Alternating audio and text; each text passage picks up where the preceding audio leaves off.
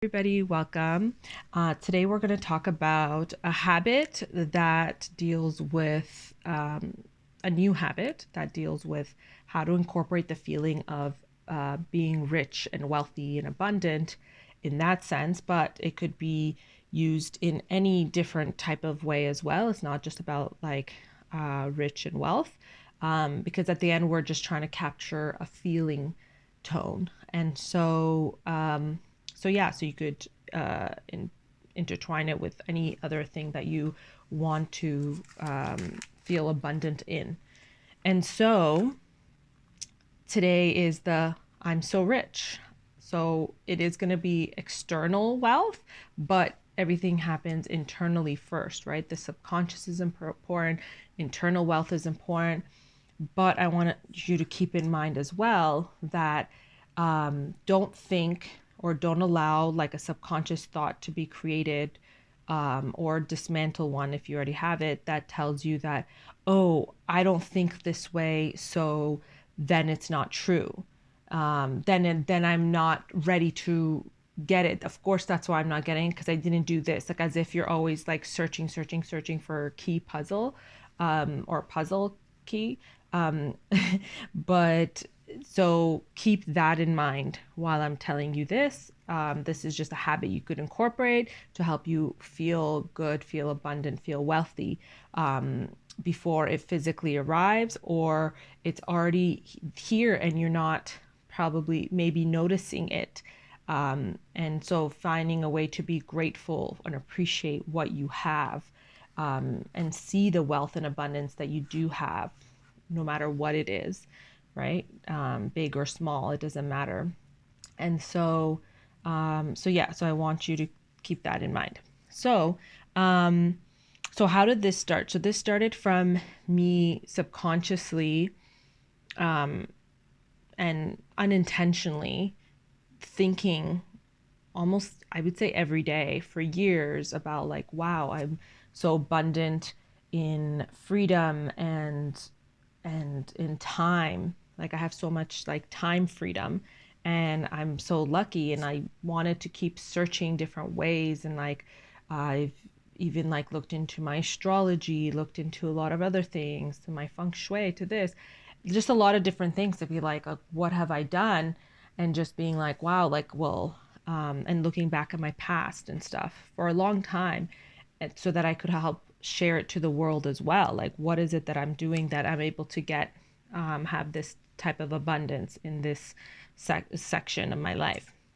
But then recently, I was just like, the past couple of weeks, I was like, okay, well, I've been thinking about this and being in awe of it, for years. Why don't I use that feeling and bring it into feeling like wealthy and rich and stuff like that, and have that, so I could have, a more wealth and abundance and in that section of my life. And already knowing that it's done, it's going to be important in this as well. So then that's how it started, this new habit. And so that's what I've been incorporating. And I've been saying like, wow, like I'm so rich and like abundant and like wealthy and stuff. And I've been looking in places like in my home and things that I do or where I go, and being like, wow, like this is like what I've always thought like a rich, wealthy person lives like I'm one of those people, like, and having those type of thoughts. And it's important to say it in a way that sounds like you. It doesn't sound like me. So if wow isn't the thing that you would naturally say, say it in a way that like puts you in that state of like, wow, like, and it's something that you usually also would naturally say or do, um, when you're in that state of like awe, of like, wow, like I do have that, or like however you say it. But that, I feel like, by placing that word, I've been doing that for a while now, and I started that as well, like as a hypothesis, being like, I think that's going to capture the feeling more or create more sense of feeling, and it does. And so I find that really important to put a word that is like a feeling type of word, like a wow, like a whoa, like stuff like that. And so, yes, so keep in mind that like when we're thinking about like richness, wealth, and abundance and stuff like that, it's your subconscious mind doesn't bring up any type of conditioning or anything it's picked up from the news or media or anything that starts to look down at others, starts to compare yourself to others, and just creating that divide, right? Because like a fulfilled, loving, wealthy, rich person doesn't do that, right? So having this idea of like a rich person, when someone is young and having this idea, maybe they saw the rich people being mean, but maybe they didn't see all the rich, loving people in the world. And we can't see their insides, right? And so making sure you create that idea of like rich, wealth, and abundance, and having yourself on that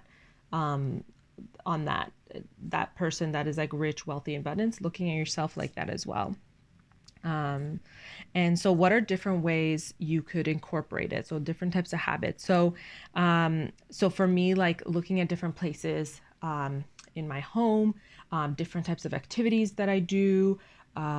So because my idea of like rich, wealth, and abundance, one of them was like doing different classes, right? Like that's what brings me joy. So like doing different classes, like like yoga class, and then doing piano class, and then doing the, like, doing that, not to keep myself like intensely busy and exhausted, but doing things here and there that are joyful, and that like, that are different. And so for you, it might be something else. So, and sometimes what we think is what we would like, we end up getting it, and then we realize like that's not what I thought it was. And that's okay too, because it's okay to, you're trying to figure out yourself as well. And another way you could try it, because sometimes your mind might say like, oh, you're a liar or this, or have all these thoughts. And so it's important to know that those thoughts aren't you, and to try to let them pass by, which is what meditation and stuff like that is going to be helpful for you to do as well. But we're just focusing on this. So Neville Goddard, what he was taught was, I believe he was taught this, and but what he talks about is before you go to sleep, when your eyes are closed and you don't feel like moving your legs or your eyes and stuff like that, and you're about to go into a deep sleep, but you're not fully asleep, in trying to capture the feeling of what it feels like, of that wish, the end feeling of that wish being realized, that feeling, and bringing it to the present. And so capturing that feeling, and then so that it goes into your subconscious when you go into your dreams. So that's really helpful. So that he talks about like, so your mind is not constantly bombarding you with like, oh, that's not true, that's not true, that's not true, if you're trying to do it in your waking regular day life. So starting it out in before bed is really good.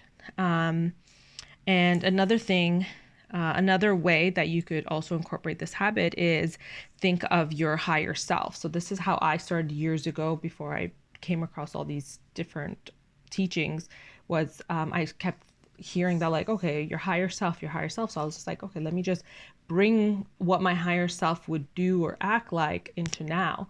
So then I started like feeling like it, and I started putting notes in different places, like before I would leave the house, and before, or where I would naturally go every day in my kitchen, so that I was always thinking and reminding myself to step into that feeling tone of what my higher self would do and act like.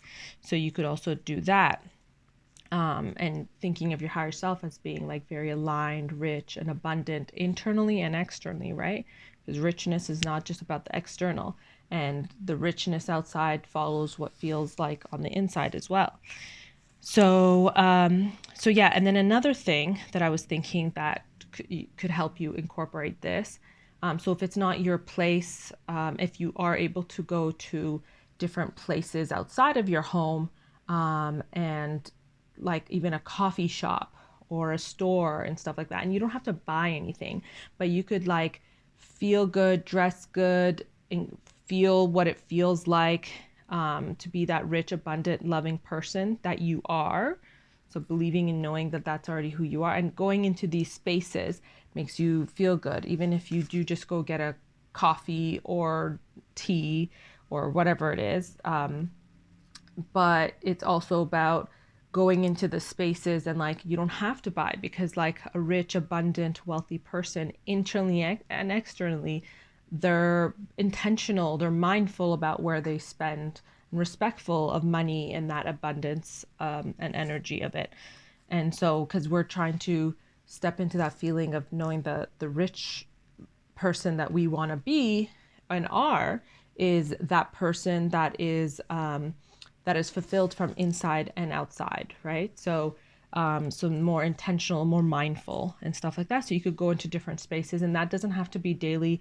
That could be once a month, once a week, and then the other times you could do it either in your home, or during a meditation, if you're, or a guided meditation, or before you go to sleep. So and so yeah, so that's all. It's really all about making sure that the reason it's every day is because we're trying to make sure that that feeling becomes normal. And what is that feeling that we're also trying to capture? It's, like I said, it's not about above, below. That's not true richness, right? Those people that are comparing and looking above or below, and sometimes those thoughts might come into your head because of the media and stuff. So don't think you're a bad person, just knowing that that's not who you are. So that's why it's good to know that, to separate the thoughts as well from who you truly are, which is a kind, loving person with boundaries, of course.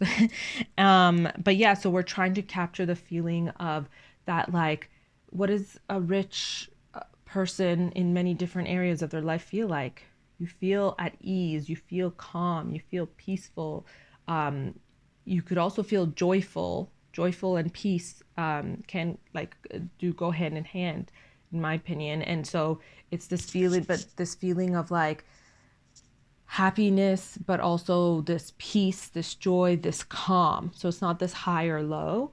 And so this relief, because knowing that everything is always taken care of, everything, you're always protected and guided, and everything always works out better than you could have ever thought of, and works out perfectly. And so stepping into that feeling, and that feeling is a state of relief, that peace. And so that's why it'll also be good for like your nervous system as well, right? Keeping it in a place of peace and stuff like that. And it doesn't mean like those people don't have bad days or anxious days and stuff like that, but having the tools to know how to go back into their normal feeling, because then their normal feeling and your normal feeling is peace, ease, and stuff like that. And maybe some days it might take several days and stuff like that. But just to know that you have tools and you are able to get to that, or you've gone to that and you know that that's possible, that would give you that hope and drive to be like, okay, no, this is just temporary. This is not who I am. This is just what's going on. And then stepping into the feeling of like, oh, what happens when everything is okay? Everything ends up working out, and you could focus on your goals, your dreams, your wishes, at the end of whatever's happening, and that being realized, like, oh yeah, I'm here enjoying coconut by the beach and blah blah blah, and bringing that feeling of like relaxation and everything, because that person with the coconut may have experienced that, but everything ended up working out so they could be in relaxation mode and be in calm and peace and stuff like that. So yeah, so I hope that helped, and I hope this could be something that you could incorporate with different things, not just about richness and wealth and stuff, but it's really about the feeling tone of all of this. And so yeah, so that you know that you are enough, and that you're meant to be here. And yeah, so I hope you have a magical, magical week. Bye.